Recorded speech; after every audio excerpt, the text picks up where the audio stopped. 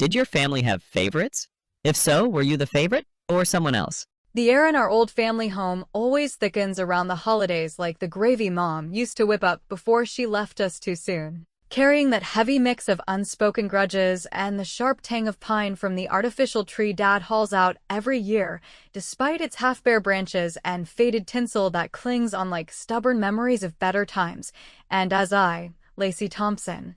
47 and counting the miles from my California life back to this unchanged Ohio suburb, pulled my unassuming sedan up to the curb on that Christmas Eve, I could already feel the familiar knot tightening in my gut from the invitation that had come with Dad's gravelly voice on the phone,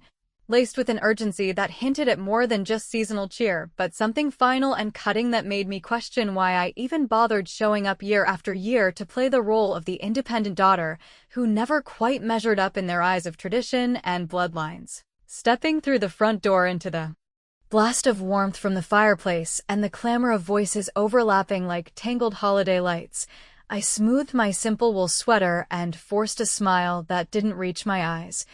greeting the chaos of nephews and nieces who barreled past with their video game controllers in hand while my brothers, Mark and David, lounged in the living room like kings of their domestic domains, cracking open beers and launching into tales of youth sports leagues and the endless grind of PTA meetings that somehow always underscored how their lives demanded more sacrifice and thus more reward from the family pot that Dad guarded like a miser with his pension checks. Mark, at 52 with that receding hairline he jokes about as a badge of fatherhood stress and a build softened by too many backyard barbecues, rose to pull me into one of those backslapping hugs that felt more like sizing up an opponent than welcoming kin,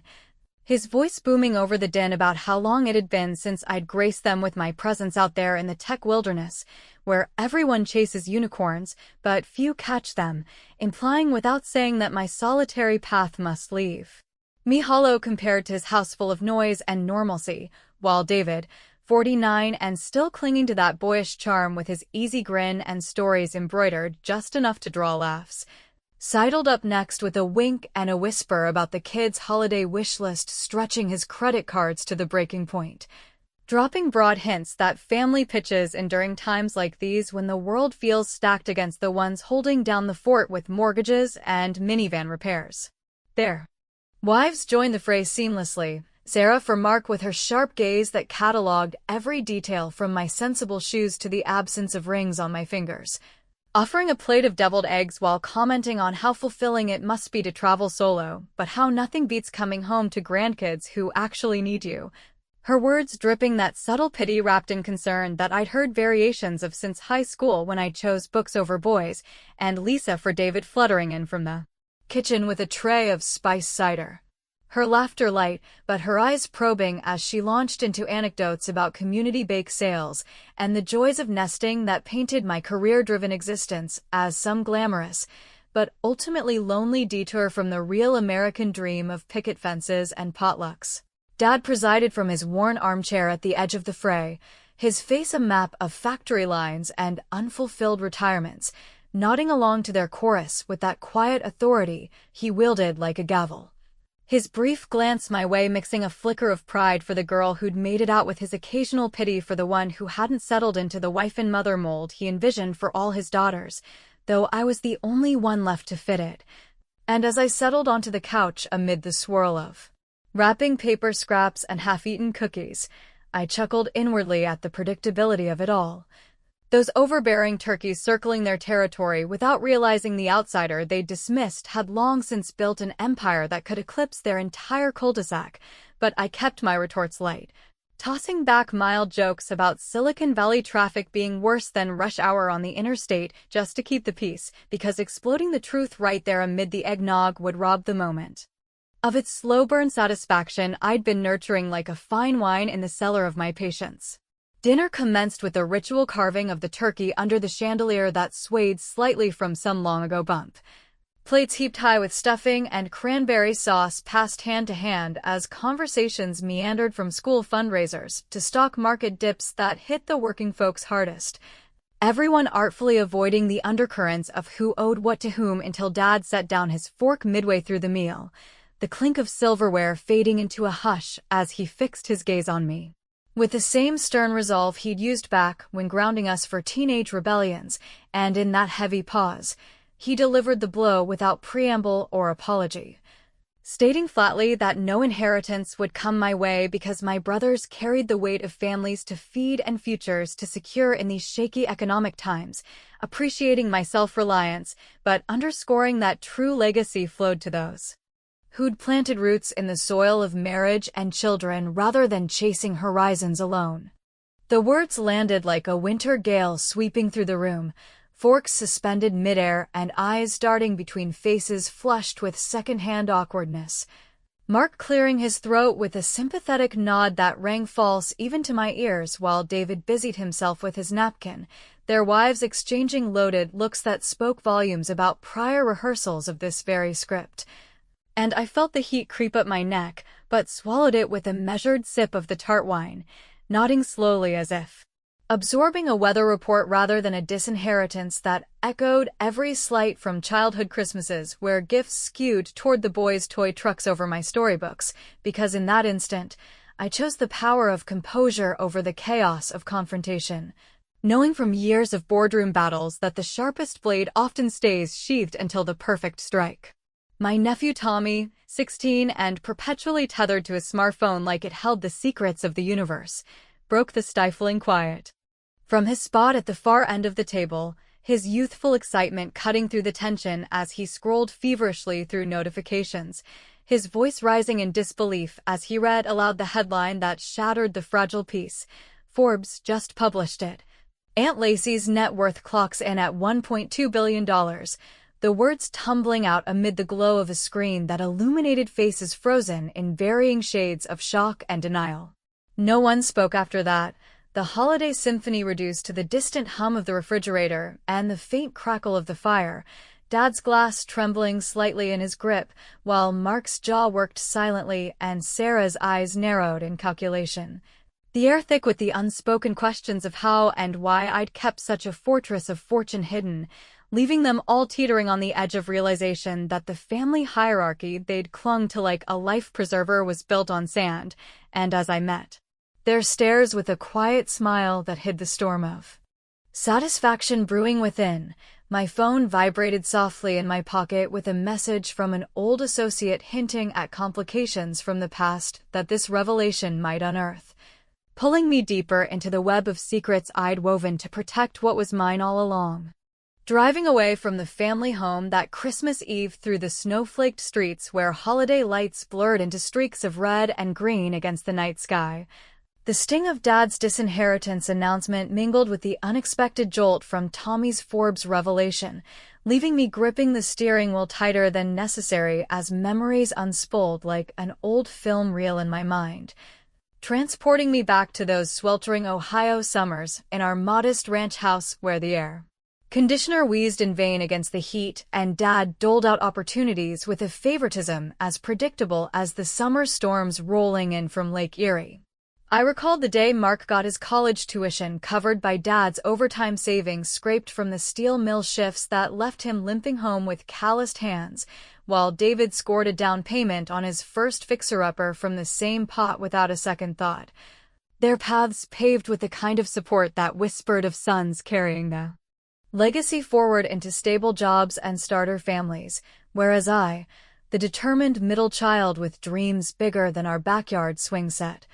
pieced together scholarships and part-time gigs at the local diner to fund my way to community college and eventually a transfer to a state university, all while enduring Dad's gruff lectures about how girls should focus on practical skills like typing or nursing rather than the risky allure of computer science that seemed more hobby than career in his blue-collar worldview. Those early slights built a quiet fire in me, one that propelled me westward after graduation to the sun-baked sprawl of Silicon Valley where startups bloomed and withered like desert flowers, and I rented a cramped garage apartment in Mountain View,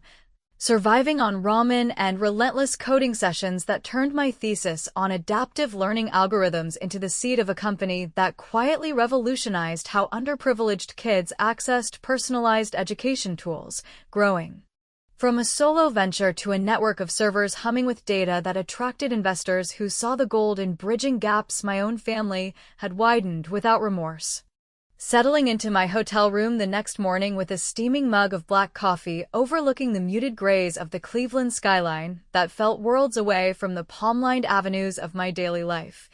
I watched the family group chat explode on my phone like fireworks gone wrong, Mark firing off the first message with a veneer of brotherly concern asking if I was okay after the dinner bombshell and Tommy's big reveal, quickly followed by David's stream of texts laced with emojis of hearts and praying hands that masked his real agenda of floating ideas for collaborative investments to ease his financial squeezes from the latest round of home renovations gone over budget. I leaned back against the headboard, a dry chuckle escaping as I pictured their faces twisting in a mix of awe and avarice upon confirming the $1.2 billion figure that had leaked despite my efforts to keep the company's valuation under wraps through shell entities and non-disclosure agreements tighter than a winter coat, thinking to myself how those same brothers who'd teased me about spinsterhood back at Thanksgiving dinners now scrambled like overeager puppies for scraps from a table they'd previously declared empty. Their demands escalating from subtle probes about my stock options to outright pitches for seed money in Mark's struggling construction side hustle that promised returns on family loyalty alone. Responding with non-committal pleasantries that bought me time, I delved into old emails on my laptop. Traces of those pivotal years when rejection letters from venture firms piled up alongside breakthroughs like the patent for our AI-driven tutoring platform that scaled to partnerships with school districts across the Midwest. All achieved without a safety net from home where Dad's calls focused more on updates about the boys' promotions than my late-night pitches that finally landed after months of cold-shouldering gatekeepers who dismissed a solo female founder as a long shot in a man's game. The humor in it all struck me as I scrolled, imagining Dad's reaction if he knew his overlooked daughter had quietly become a force in edtech, her net worth swelling through acquisitions that folded smaller innovators into an empire valued higher than some small nation's GDPs. Yet I'd shielded it from family scrutiny to avoid the envy that soured past holidays when a modest bonus check prompted whispers of luck over skill, and now with the cat out of the bag courtesy of that Forbes profile pieced together from public filings I'd overlooked in my haste to expand overseas, the influx of messages turned insistent, Sarah chiming in with tales of the grandkids' dreams deferred by rising tuition costs that a generous aunt might alleviate. Her words a clever remix of the pity she'd doled out for years about my childless existence, leaving me without purpose. Part of me ached with the temptation to wire over enough to quiet them, disagreeing with my own lingering softness that remembered shared backyard campfires and sibling alliances against parental rules, but the wiser voice reminded me how such handouts had only entrenched their entitlement, turning potential equals into dependents who viewed my independence as a threat rather than an inspiration, and as the afternoon wore on, I activated a long-dormant contingency through my financial advisor. An anonymous tip to the bank holding Mark's line of credit about irregularities in his loan applications that I'd uncovered months earlier. During a routine audit of shared family assets, watching from afar as the fallout began with a curt email to him demanding immediate review. A subtle revenge that satisfied without fingerprints and eased the resentment bubbling from those old roots of favoritism that had forced me to bloom alone. Yet the day's peace shattered when I rummaged through my suitcase for a forgotten scarf, unearthing an envelope yellowed with age from Dad's handwriting that I'd tucked away after cleaning out Mom's attic last summer. Its contents a letter penned right after her funeral promising equitable shares for all 3 children, but laced with caveats that prioritized the brothers' budding families, revealing a betrayal deeper than mere oversight as it outlined contingencies for my portion to revert if I didn't marry by 30, a clause he'd enforced in secret until now, and just as the implications sank in like lead weights, my phone rang with David on the line, his voice edged with panic about an emergency family summit Dad had summoned for the morning, hinting at revisions to the will that could drag everyone into a reckoning none of us saw coming.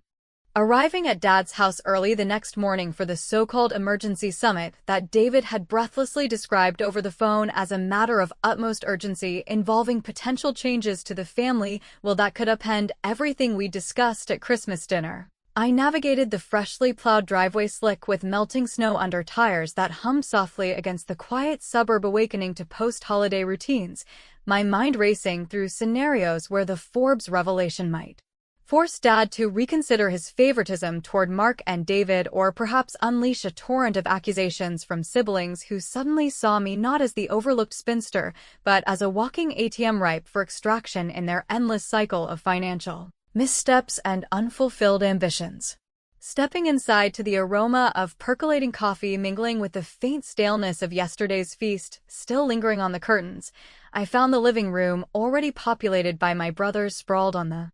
familiar sagging furniture with mugs in hand, Mark nursing his with a furrowed brow that spoke of sleepless nights over that bank inquiry I'd anonymously triggered, while David paced near the window feigning casual glances at the winter bare trees outside,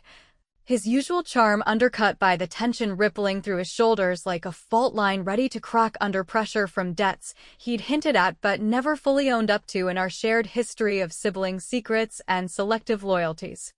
Dad emerged from the kitchen with a tray of danishes that looked store-bought and slightly squished, his movements deliberate as he settled into his armchair like a judge taking the bench,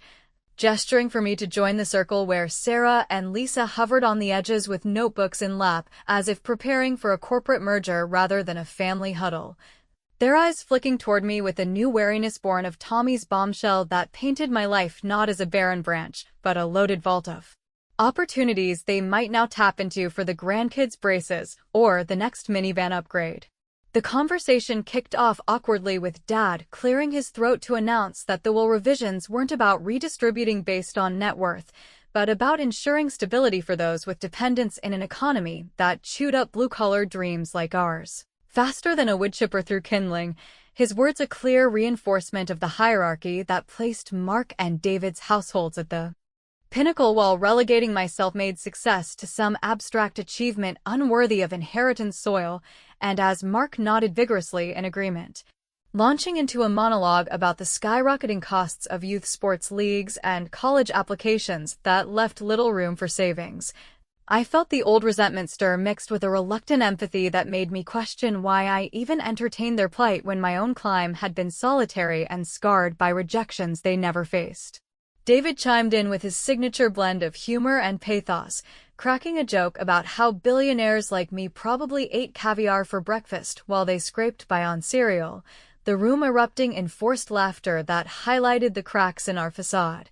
Those moments where light vulgarity colored my inner monologue as I thought of them as overreaching opportunists blind to the nights I'd pulled coding marathons in dingy apartments to turn algorithms into assets that now funded scholarships for kids just like the ones they claimed to protect. The toast that followed, raised with mismatched mugs of cooling coffee, turned the air even thicker when Sarah proposed a salute to family resilience, her voice lilting with that Midwestern politeness masking barbs about how some paths led to empty nests while others brimmed with chaos worth every penny, drawing murmurs of agreement from Lisa, who added tales of PTA fundraisers that drained their checking accounts dry, all while my brothers piled on with mock sympathy for my childless existence that supposedly left me adrift without the anchors of school plays and soccer practices, their words stinging with the implication that wealth without heirs equated to a hollow victory in the grand American tapestry of legacy and lineage. Humor surfaced in the absurdity when Tommy wandered in from his room upstairs, still in pajamas with bedhead wild as a summer storm, and quipped about how Aunt Lacy's tech wizardry could probably invent a robot nanny to solve everyone's woes, eliciting chuckles that eased the tension just enough for me to deflect with a wry comment on how robots still couldn't fix bad investments. But beneath the levity, the conflict simmered as David pulled me aside during a break for refills, his face earnest and voice low as he confessed the full extent of his credit woes from a failed side gig in real estate flips that left him underwater on loans he'd hidden from Lisa, begging indirectly for a bridge loan from my newfound fortune with promises of repayment through sweat equity in family projects, his plea tugging at the threads of our shared childhood where I'd covered for his mischief without question. making me inwardly disagree with my hesitation to shut him down cold, because part of me still craved the bond that money might mend or at least paper over. Subtle clues dropped throughout the gathering kept the uncertainty alive, like when I mentioned offhand a recent acquisition in my company that integrated AI for financial literacy programs tailored to working families, planting seeds of how my empire directly addressed the very struggles they lamented without connecting the dots to their potential windfall. And as the summit dragged on with Dad outlining vague trusts that favored the brothers' stability over my independence, the growing sense of impending revenge built in my chest like a gathering thunderhead, culminating in a quiet action from my phone under the table where I authorized an anonymous social media post from a throwaway account sharing an innocuous but embarrassing tidbit about Mark's recent casino outing gleaned from public records, the kind of leak that stirred neighborhood gossip mills without direct ties back to me and sowed unease among his clients who might question his reliability for big contracts. The afternoon waned with uneasy handshakes and promises of further talks, but just as I gathered my coat to leave, Tommy burst back into the room waving his phone with wide-eyed excitement, blurting out something about a major article in a tech journal profiling an ant figure in the industry whose innovations were changing lives, his words trailing off as recognition dawned in the room's sudden hush, leaving everyone suspended on the brink of another layer peeled back from the secrets I'd guarded so fiercely. The hush that fell over the living room after Tommy's excited mention of that tech journal profile profiling an influential ant in the edtech space lingered like the aftertaste of overbrewed coffee, everyone's eyes turning toward me with a mixture of dawning suspicion and calculated curiosity that made the air feel charged with the electricity of unspoken accusations, as if the pieces of my hidden success were snapping into place one reluctant puzzle bit at a time under the harsh fluorescent light of Dad's outdated lamp that cast long shadows across the faded area rug we'd all tripped over as kids during holiday tag games. Slipping out shortly after with excuses about a work call that couldn't wait, I retreated to my car where the engine's rumble provided a momentary barrier against the frenzy I'd left behind, my thoughts churning through the implications of their growing awareness that the billion-dollar veil I'd drawn over my life was fraying at the edges from public leaks and Tommy's insatiable scrolling habits, prompting me to dial my trusted advisor back in California who confirmed through a quick scan of recent filings that whispers about my company's valuation had indeed escaped into mainstream media circles, turning what was meant to be a controlled narrative into a family-wide scramble that could either bridge old divides or widen them into chasms too deep for seasonal goodwill to span. By midday, the calls started rolling in like an incoming tide, Mark's voice first crackling over the line with a feigned casualness that barely masked his urgency as he pumped me for details on that article, suggesting we meet for lunch to discuss how my expertise might salvage his construction firm from the latest permitting snag that had investors pulling back. His words laced with the kind of brotherly flattery he'd rarely deployed when I was just the struggling coder sending holiday cards from afar, while David's follow-up came through text with attachments of property deeds he'd accidentally included, outlining a scheme to pool family assets into a joint venture that conveniently positioned him as the manager with veto power over distributions. The conflict escalated as I cross-referenced those documents against public records on my tablet during a drive to a nearby park where bare oaks stood sentinel over frozen ponds, uncovering the twist of forged signatures on an addendum to Dad's will that Mark had apparently slipped in during a solo visit to the estate lawyer last month, altering clauses to accelerate payouts for his household in case of Dad's health decline, while sidelining any potential claims from me as the unsettled sibling whose lifestyle didn't align with traditional family stewardship. Staring at the discrepancies highlighted in red by my advisor's quick analysis, a wave of betrayal washed over me stronger than the winter wind whipping through the parking lot, making me inwardly curse those scheming saps for twisting Dad's vulnerabilities into their personal piggy bank without a shred of remorse for the daughter who'd quietly covered overdraft fees on their joint accounts back when we were all pretending money grew on family trees, and yet the dilemma gnawed at me as I debated whether to confront them outright or let the forgery unravel on its own through an anonymous tip to the lawyer, disagreeing with my own impulse toward mercy that recalled Dad's stories of brotherly bonds forged in mill hardships, wondering why I still hesitated to drop the hammer when their actions screamed for swift justice in the court of family honor.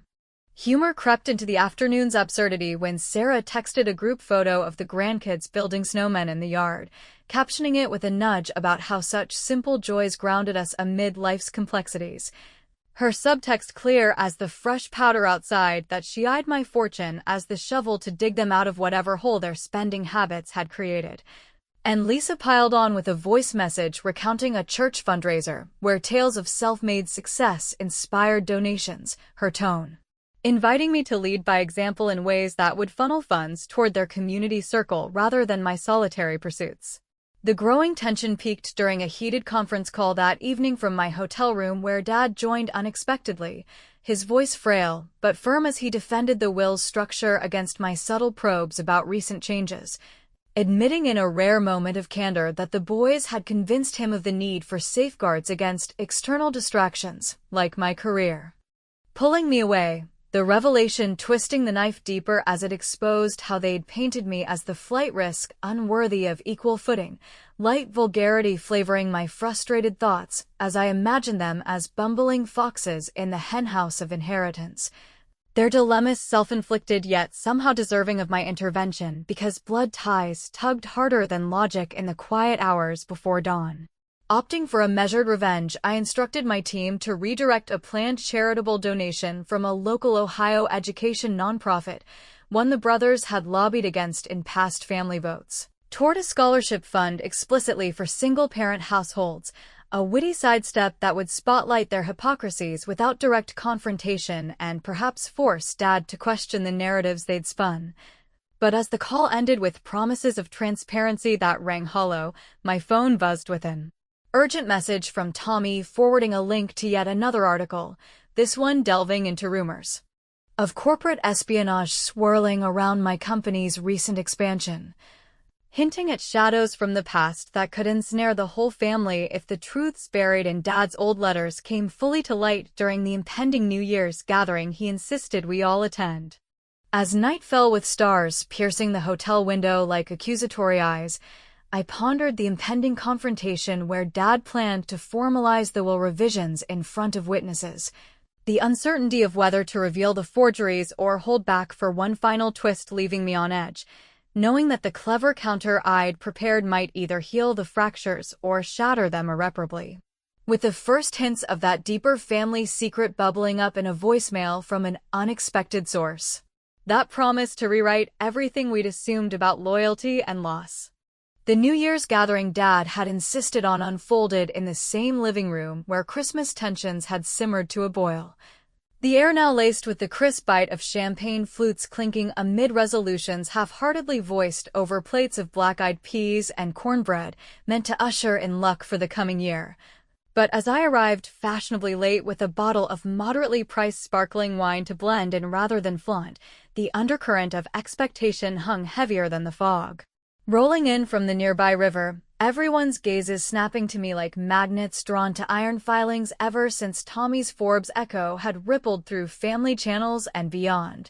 transforming me from the quiet achiever into the enigmatic billionaire aunt whose every word now carried the weight of potential windfalls or withholdings in their precarious financial landscapes. Settling into a corner armchair with its familiar creak that echoed decades of holiday gatherings from my childhood onward, I